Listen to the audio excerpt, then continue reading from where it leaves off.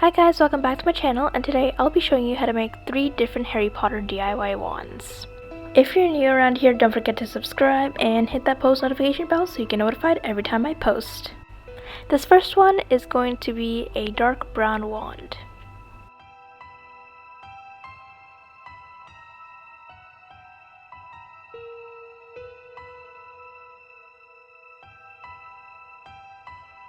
So to get started, you need wooden dowels of any size.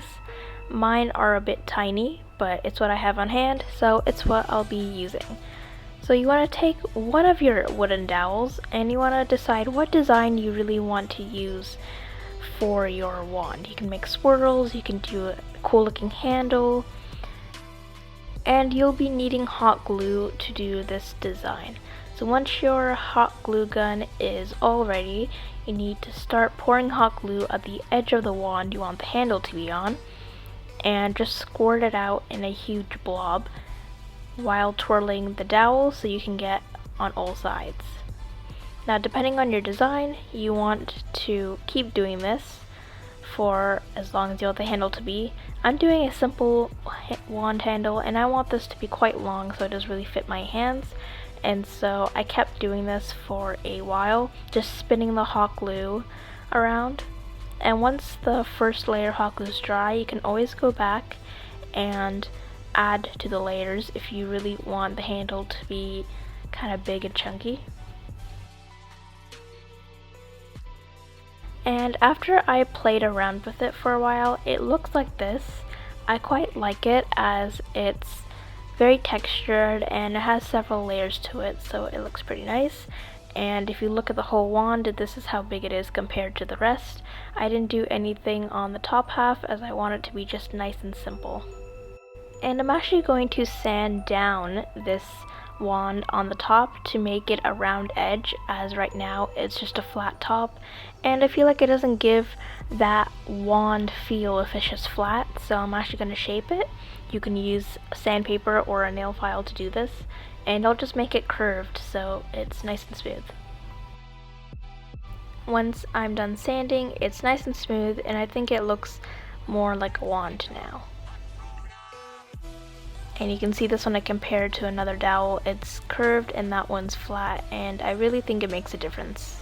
Make sure the hot glue is completely dry before you decide to paint it, and for this particular wand I'm gonna do it a dark brown and paint it like that. So I'll be painting the hot glue part a dark brown and the wooden part a light one.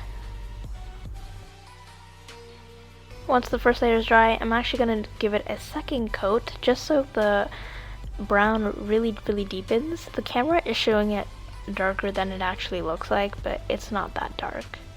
And I really do like brown wands. I think it looks like Harry Potter's.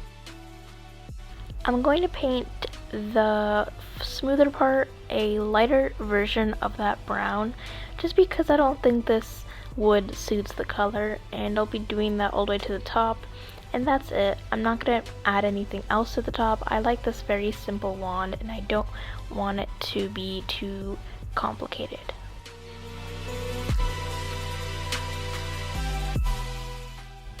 For my second wand, I'll be doing a different wand handle. So for the second one's wand handle, I want it to be different. I want the two ends of the wand handle to be big blobs of hot glue, and in the middle I just want it to be one smooth kind of textured line of hot glue, just to give it a different feel. So as I'm doing this, I will be adding hot glue and I'm going to be constantly turning the wooden dowel so the hot glue doesn't drip and it stays on the dowel, and this is very important for this. You have to move quick and you have to make sure the hot glue dries in time.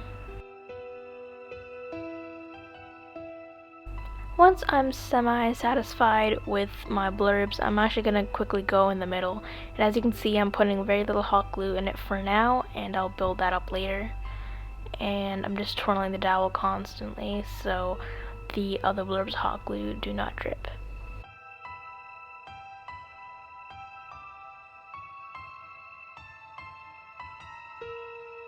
So this is what it turned out to be. The end blob of hot glue at the very end of the wand looks a bit big, but that's okay. And I did pile it, and I think it looks really nice. And so now I'm going to be moving on to sanding it. And I'll be sanding it just as I did before to make it a round tip, since I also want it to look like a wand. At first I was going to do it a dark brown, but then I decided I have enough brown and black. I wanted to add a pop of color, and I'm painting this with mahogany, maroon, kind of red, and I think it stands out, and it's a really pretty color to put on a wand. Just like the brown wand, I'm painting the tip of this wand a lighter version of that maroon color, just so it's simple. And I decided I wanted this to be a little bit different than the one I've done before, and so I added some cool little streaks at the wand handle just to give it some texture and so it looks a bit more interesting. My final wand is going to be this black and silver wand. So I wanted to go a little bit different on this design, and I decided to make the handle of this very small and not too big. And I made it very simple because what I wanted to actually do was create this swirly pattern to the tip of the wand, which I think looks very nice, and I'm just doing that with hot glue by twisting it all the way to the tip. And as you can see, on the tip, instead of sanding it, I decided to add a blob of hot glue, and to really make this stick out, I pointed the wand upside down so the blob of hot glue forms into a little bit of a point, just like that. I'm done with the hot glue, and I kept layering and layering the wand handle, and it turned into this funny chunky little shape.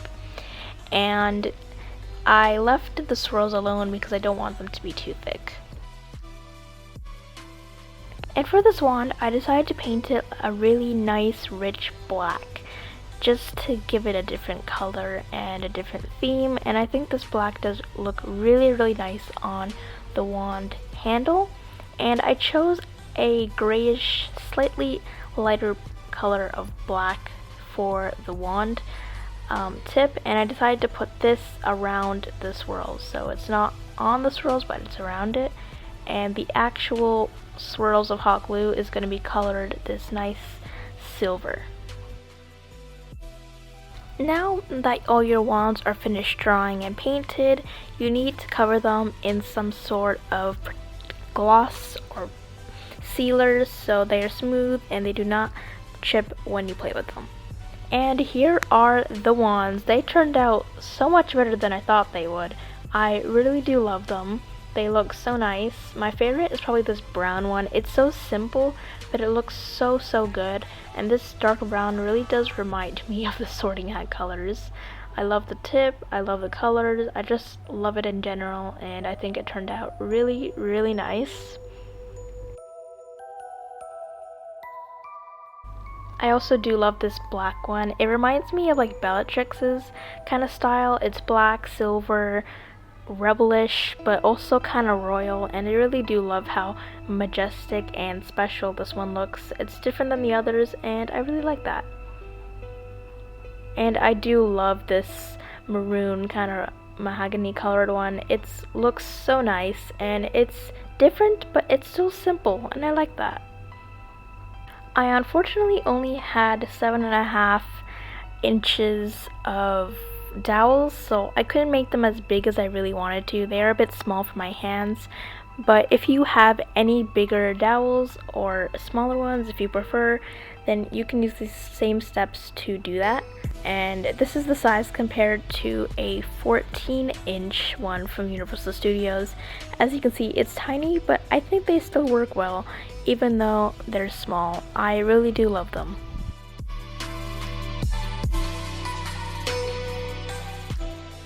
Thank you so much for watching my video. I really hope you enjoyed it because I haven't posted a Harry Potter craft video in a while. Subscribe for more videos. Don't forget to comment down below what you want to see next, and give this video a thumbs up if you enjoyed. I'll see you next time. Bye!